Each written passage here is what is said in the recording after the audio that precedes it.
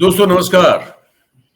स्वागत है आप सभी का आप ही के अपने इस मंच पर जिसका नाम है मयूर जानी ऑफिशियल। जैसे कि आप सब जानते हैं कि हमने अब वो पॉकेट वीडियोस की तरह जो है छोटे छोटे वीडियोस बनाना शुरू किया है ताकि आपका समय ज्यादा न जाए और आप तक जो जानकारी हमको पहुंचानी है वो हम जरूर से पहुंचा सके। तो ये सोच के साथ इसी सीरीज में आज का भी ये वीडियो रहेगा।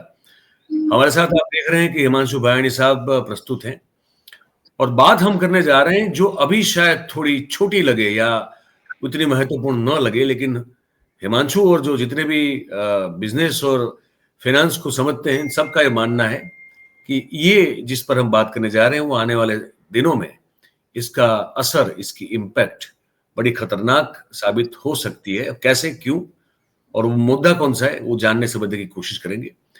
अब देखिए मुद्दा ये है, और शुरू करें उससे पहले मैं आप सबसे छोटी सी विनती कर लूं कि अगर आपने चैनल को अब तक सब्सक्राइब नहीं किया है तो अभी कर लीजिए, अपने अपने साथियों से भी करवा लें। ये आपसे विनती रहेगी, इसको मान लें। अब मुद्दा यह है कि एआई का एक एआई मतलब कि आर्टिफिशियल इंटेलिजेंस। एआई मतलब वो साहब जो आई कहते थे, बिल गेट्स को समझा रहे थे, वो आई नहीं, एआई आर्टिफिशियल इंटेलिजेंस। उसके चलते हमको फायदे नुकसान बहुत कुछ अभी से दिखाई दे रहे हैं। लेकिन एक खबर ऐसी आई है कि अमेज़न जो कि बहुत बड़ी, शायद दुनिया की पहले या दूसरे नंबर की वो कंपनी है जो कि आप तक चीजें पहुंचाती हैं और ई कॉमर्स के बिजनेस में भी है और डिलीवरी के बिजनेस में भी है। और वो कंपनी जो है उसने आर्टिफिशियल इंटेलिजेंस और क्लाउड कंप्यूटिंग के क्षेत्र में अपना इन्वेस्टमेंट जो है वो कुछ इतना बढ़ाने की घोषणा कर दी है कि इससे बहुत सारी चर्चाएं हो रही है। शेयर बाजार में इसको लेकर उठापटक भी हमको देखने को मिली।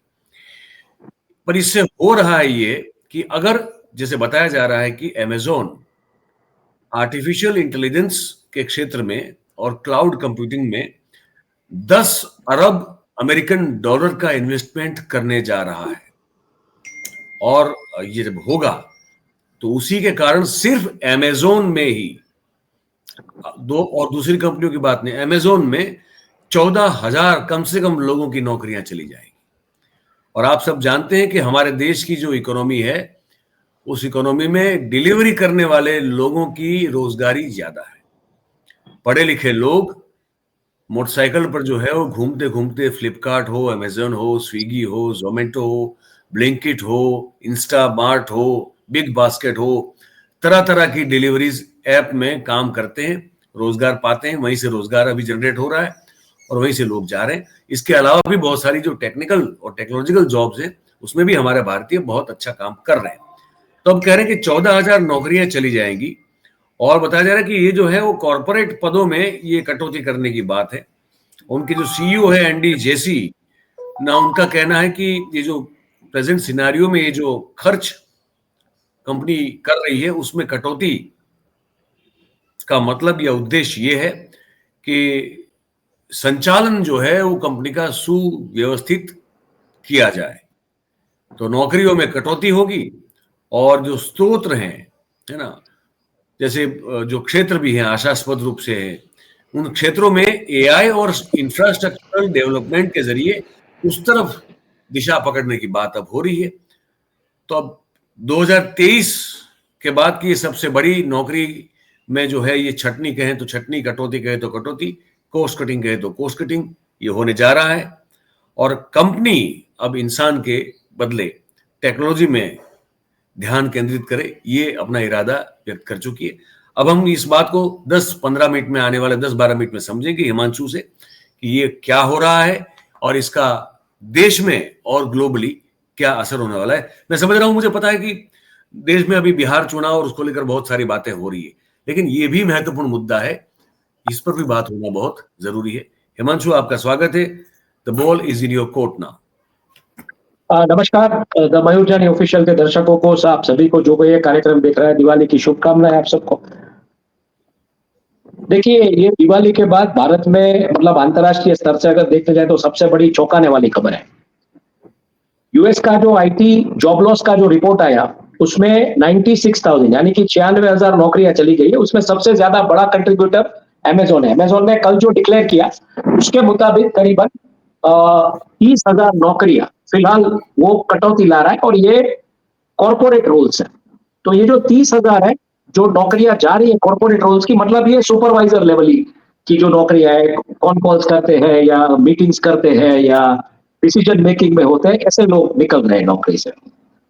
और इन लोगों को अभी एक इंटरनल मेमो डिक्लेयर हुआ है जो न्यूयॉर्क टाइम्स ने प्रकाशित किया। उसने कहा है कि इंटरनल मेमो के मुताबिक 2027 से 2033 तक, मतलब आज हम 2025 में बात करें, आने वाले 2 से 5 साल के अंदर अमेजोन जो है वो 6 लाख नौकरियां कम करेगा। इस 6 लाख जो ह्यूमन जॉब्स है, मतलब जहां पे मानव काम कर रहा है, उनको कम करेगा, उसकी जगह पे रोबोट्स लाएगा। तो 6 लाख जब वो नौकरियां कम करता है तो उनका अभी फिलहाल पूरा का पूरा जो रिक्रूटमेंट का जो स्ट्रक्चर है वो 15,60,000 लोगों को उन्होंने नौकरी दी है। और उसमें से अगर वो 6 लाख नौकरियां ऐसी लेके चला जाएगा तो 40% जॉब्स जो है वो चली जाएगी। अब इसको लेके अमेरिका में बहुत बड़ा हल्ला मच रहा है। यहाँ पे तो बिहार के चुनाव जैसे आपने कहा कि माहौल है, तो इसमें ये बातें तो होती नहीं है। लेकिन अमेजोन जो एक जॉब गिवर था, अब उसको जॉब डिस्ट्रॉयर के तौर पे देखा जा रहा है। और दूसरा मयूर समझना ये पड़ेगा, अमेजोन जो है वो फैंग कंपनी जो है, जिसका एक स्टडी किया जाता है शेयर बाजार की दुनिया में, एनालिस्ट स्टडी करते हैं, क्योंकि ये फैंग कंपनीज की जो वैल्यूएशन है वो किसी कंबाइंड इकोनॉमीज की वैल्यूएशन के उसके ऊपर है। मतलब यूरोप की आप इकोनॉमी ले लीजिए या साउथ ईस्ट एशिया की ले लीजिए, उसके इक्विवेलेंट इनकी मार्केट कैप है। तो फैंग कंपनीज में आता है Facebook, Apple, Amazon, Netflix and Google. अभी फेसबुक और गूगल को अगर आप निकाल दीजिए तो बाकी की जो कंपनियां है वो टेक्नोलॉजी कंपनियां नहीं है। जैसे एप्पल है वो आईफोन्स बनाता है, तो उसका पूरा एक सप्लाई डिमांड का लॉजिस्टिक्स है, स्पेयर्स लाता है, कहीं से चिप्स लाता है, कहीं से केसिंग करता है, कहीं से लेंस लाता है, कहीं से कैमरा के डिवाइसेस लाता है, सब जोड़ता है और बाद में वो फोन बेचता है। और उसका जो क्लाउड है उसमें जो डेटा है उसकी वजह से वो टेक कंपनी बन चुकी है। वैसे ही बात अगर हम नेटफ्लिक्स की करें तो नेटफ्लिक्स जो है वो बेसिकली एक वीडियो कैसेट सेंटर था। वहां से फिर उन लोगों ने हर एक जगह पे कियोस्क लाए, डिस्क वहां पे डिलीवर करना शुरू किया। वहां पे आप जाके कुछ सेंट्स डालिए, एक डिस्क निकलेगी, मूवीज का लिस्ट होगा जो उनके पास राइट्स हो गए उसमें से, और वहां से वो डिस्क लेके चला जाता था बंदा और वीसीडी प्लेयर में देख लेता था वीडियो, जो सीडी प्लेयर होता था, वीसीडी प्लेयर उसमें। बाद में टेक्नोलॉजी आने की वजह से नेटफ्लिक्स चला गया बड़े पैमाने पे, घर घर पे इंटरनेट के जरिए सब्सक्रिप्शन मॉडल में। और आज नेटफ्लिक्स के ये हालात है कि उनका जो मनी हिस्ट शो था, जो इटालियन टेलीविजन पे फ्लॉप था, वो सबसे बड़े रैंकिंग में आ गया। आईएमडीबी का उसका रैंकिंग बढ़ गया। और इसकी वजह से जो डेटा कलेक्ट होता है कि लोगों को किस तरीके का कंटेंट चाहिए, तो वहां पे नेटफ्लिक्स ज्यादा इन्वेस्ट करता है, वैसी मूवीज बनाता है, वैसे शोज करता है। तो इसकी वजह से नेटफ्लिक्स भी एक टेक कंपनी बन गया। अब समझने लायक बात यह है कि अमेजोन की अगर हम बात करें तो अमेजोन बेसिकली एक डिलीवरी कंपनी थी। पहले एक सर्च इंजन था, वहां से बाद में वो एक बुक स्टोर बना, बुक स्टोर वहां से बुक लोग खरीदने शुरू हुए। बाद में अमेजोन ने सब चीजें डिलीवर करना शुरू कर दी, यहाँ तक कि जो उपले होते हैं गोबर के, जिसको हम गुजराती में छाना बोलते हैं, जो दीवारों पे लगाया जाता है, वो भी बिका जाता है अमेजोन पे। अंतिम क्रिया का सामान भी बेचा जाता है अमेजोन पे। सब कुछ जन्म से लेकर मरण तक जो भी एक इंसान को चाहिए वो सब कुछ अमेजोन पे बेचा जाता था। अब बेसिकली वो डिलीवरी कंपनी, सप्लाई चेन की वजह से जो डेटा कलेक्ट होता था उसका जो एक एल्गोरिथमिक वैल्यू बढ़ता था। कोई जाके शूज ढूंढता था तो बाद में अगर वो वहां से निकल गया शूज खरीद किए बिना, तो दूसरे कोई ऐप पे जाएगा, कुछ करेगा, तो वहां पे शूज की एड्स डिस्प्ले होगी। तो एक कंज्यूमर बिहेवियर की पैटर्न वहां से उनको पता चली और उस तरीके से वो एक टेक कंपनी बन गई। तो सबसे बड़ी बात यह है कि आने वाले दिनों में जो कंपनियां टेक्नोलॉजी पे ज्यादा मदार रखती है अपने धंधे का, चाहे वो ऑटोमोबाइल कंपनीज हो, पेंट कंपनीज हो, फास्ट फूड चेन्स हो, जो भी हो, उसमें जो आईटी का एक वर्टिकल होता है, उसमें जो डिप्लॉयमेंट होता है, जो डेटा कलेक्ट होता है, जो चीजें आती है, वो अभी क्या मानव जो काम कर रहे हैं उसको रिप्लेस करके वहां पे रोबोट्स आ जाएंगे। जैसे अमेरिका में और जापान में कुछ रेस्टोरेंट में रोबोट्स आ गए, तो वहां पे तो ये भी काम चल रहा है अभी। तो अब ये टेक्नोलॉजी के एरिया में सबसे बड़ा खतरा शुरू हो गया। और कॉर्पोरेट रोल मतलब आप समझने की कोशिश कीजिए भाई, कि असिस्टेंट मैनेजर, मैनेजर उस लेवल की जॉब्स होती है, 7-8 साल 10 साल जिन्होंने काम किया है, उनके ईएमआई चालू होते हैं घर के, गाड़ियों के, इन सब चीजों के, तो वो सडनली आज सड़क पे। तो अमेरिका जी में ये हालात है। जी। लेकिन इसकी इम्पैक्ट अगर हम देखने जाए तो आने वाले दिनों में दूसरी इकोनॉमीज में भी शुरू हो जाएगी। और कि ये क्यों होगी ये समझना पड़ेगा हमको। हालांकि हमको ये 15 मिनट में रैप अप करना है, तो मैं उस दिशा में जा रहा हूं। कि जी ये हो गया, अभी इसकी इम्पैक्ट और दूसरी इकोनॉमीज में क्यों होगा ये समझना पड़ेगा। क्योंकि देखिए जॉब लॉस जो है उसके लिए कंपनियां क्रिटिसाइज होती है, उसकी वजह से उनके शेयर के भाव जनरली टूटते हैं कि कंपनी का ये कॉर्पोरेट गवर्नेंस का मुद्दा लीजिए या नेगेटिव मार्किंग हो जाता है कि ह्यूमन रिसोर्स फ्रेंडली कंपनी नहीं है। लेकिन यहाँ पे टेक्नोलॉजी एक इतना बड़ा डिसरप्शन ला रही है जिसकी वजह से ब्रोकरेज हाउसेस जो होते हैं बड़े बड़े, चाहे वो ब्रैंडस्टीन हो या जेपी मॉर्गन चेस हो या डॉयशे बैंक हो, इन सब ने इसको सराहा है कि ये अच्छी जी बात है। 40% आप वर्क फोर्स कम करेंगे तो आपके पे बिल में कटौती आएगी, और एक अंदाज के मुताबिक 1,000 लोगों की जो काम है वो एक रोबोट करता है, तो उसमें पे बिल जो है उसमें आधे परसेंटेज का फर्क पड़ जाता है। तो मतलब जी मान लीजिए आप $100 दे रहे हैं दिन का, तो आप उसमें उसको $95 देंगे, ऐसी बात आ गई। 99.5 ऐसा कुछ है। तो जी ये बड़ा चंक हो जाता है। 1,000 लोगों का आप जब करेंगे और उसमें 10 रोबोट आते हैं, 10,000 लोगों की सैलरी का बचत करेंगे, तो इसकी वजह से आपकी जो प्रॉफिटेबिलिटी कंपनी की वो बढ़ेगी। जब प्रॉफिटेबिलिटी बढ़ेगी तो अर्निंग पर शेयर बढ़ेगा, तो इसकी जी वजह से शेयर धारकों को इसका फायदा है। तो इसके चलते हालांकि ऐसी खबर आने के बाद अमेजोन के शेयर टूटने की जरूरत थी फंडामेंटली, लेकिन अमेजोन के शेयर फंडामेंटली टूटे नहीं, बल्कि इन्वेस्टर्स ने इसको सराहा और अमेजोन के शेयर आधे परसेंटेज से लेकर 1.5% तक अब गए, और परसों जो 226 पे बंद रहे थे शेयर, वो कल $227 पे खुले। $226 पे बंद था परसों, वो कल $227 पे खुला, जबकि ये खबरें आई कि 30,000 नौकरियां अमेजोन काट रहा है।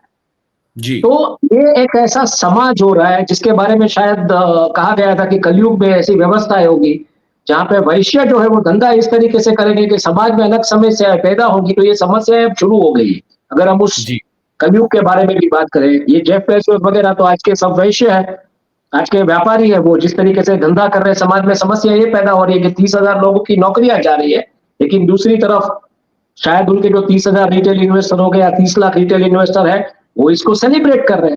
तो जी ये एक पूरी जो इको सोशियो पॉलिटिकल इम्पैक्ट जो इसकी आनी चाहिए वो उस तरीके से हमको आने वाले दिनों में देखने को मिलेगी। और शायद जी इसकी जो नकल है वो दूसरी कंपनियां भी करेगी, और दूसरे राष्ट्रों में भी ऐसी कंपनियां मतलब अपना मुनाफा बढ़ाने के लिए इस दिशा में जा सकती है, और टेक्नोलॉजी एक डिसरप्टर बन रहा है।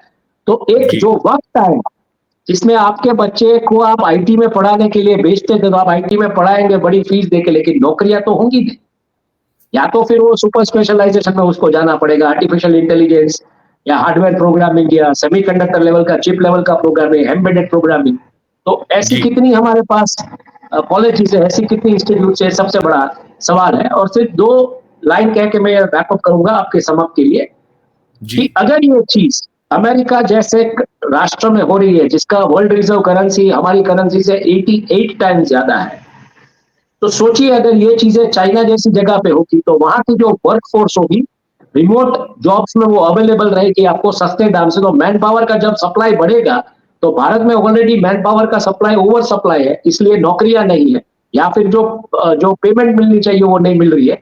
अब इंटरनेशनली अगर ऐसी वर्क फोर्स जॉबलेस होती है और वो यहाँ पे मान लिए नौकरी के लिए अप्लाई करती है और वो रिमोट जॉब लोकेशंस में सेट होती है, तो यहाँ पे नौकरियों की असर शुरू हो गई। यहाँ पे हमारे जो ग्रेजुएट्स निकलेंगे या इंजीनियर्स निकलेंगे या मैनेजर्स निकलेंगे, उनको नौकरियां नहीं मिलेगी। और उसका अगर डोमिनोज इफेक्ट हम देखने जाए कि यहाँ की ऑटोमोबाइल कंपनीज है, यहाँ के एसएमईज है, यहाँ के बड़े बड़े कारखाने हैं, यहाँ के बड़े बड़े जो उद्योग घराने, अगर उस दिशा में गए जहाँ पे आईटी का डिप्लॉयमेंट करके रोबोटिक्स ये सब लाके आए हैं, internet of things, cloud computing, big data, ये सब, तो आईटी सेक्टर में उन कंपनियों में भी नौकरियां चलेगी। तो एक पूरी की पूरी अर्बन वर्कफोर्स जॉबलेस होगी जो कि पढ़ी लिखी है, जिसके ऊपर अब तक सत्ता में बैठे लोग अपना कॉलर ऊंचा करके चल रहे थे कि हमारी तो अर्बन वोट बैंक है। तो ये जी एक बड़ा तूफान, कल भी हमने चर्चा की, ये एक बड़ा तूफान 2 से 5 साल के अंदर भारत की तरफ रुख कर रहा है। क्योंकि भारत में जो वर्कफोर्स है, यंग वर्कफोर्स या यंग एज ग्रुप जो है वो 32 से 35 का जो है वो करीबन 70% है। तो आई थिंक इसके लिए सरकार को सोचना पड़ेगा, अपनी अर्बन रूरल वोट बैंक की राजनीति से ऊपर हटके, और इसको कैसे एड्रेस किया जाए मुझे लगता है इसके बारे में बात करनी पड़ेगी।